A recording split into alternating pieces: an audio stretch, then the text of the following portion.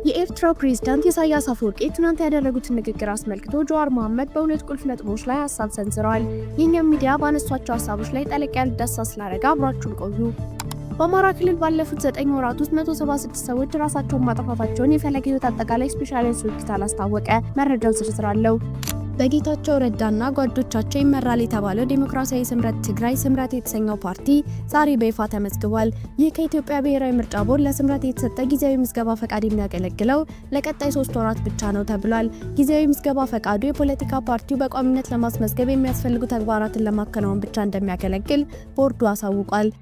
በሌላ ዜና ላለፉት 30 ዓመታት በሕዝብ ተወካዮች ምክር ቤት ፓርላማ ተገኝቶ ዘገባዎችን ሲሰራ የቆየው ሪፖርተር ጋዜጣ ፓርላማ ገብቶ እንዳይዘግብ መከልከሉን አስታወቀ። ይህም የዝርዝር ዜናችን አንዱ አካል ነው። ከውጭ ዜና ሩሲያ በዩክሬን ላይ ከፍተኛ ጥቃት መሰንዘሯን ተከትሎ ትራምፕ ፑቲንን እብድ ነው ሲሉ ተናገሩ። በዚህ መረጃ ላይና እስራኤል በትምህርት ቤትና መኖሪያ ቤት በፈጸመችው ጥቃት ከ50 በላይ ሰዎች ሕይወት አለፈ። በእነዚህ ሁለት መረጃዎች ላይ ጠለቅ ያለ ዳሰሳ ስለምናደርግ እስከ ጥንክራችን ፍጻሜ አብራችሁን ቆዩ በማለት ቻናላችን ላይክ፣ ሼር እና ሰብስክራይብ በማድረግ እንድትከታተሉን አክብሮታዊ ግብዣችን ነው። አሁን በቀጥታ ወደ ዝርዝሩ እንሰዳችሁ።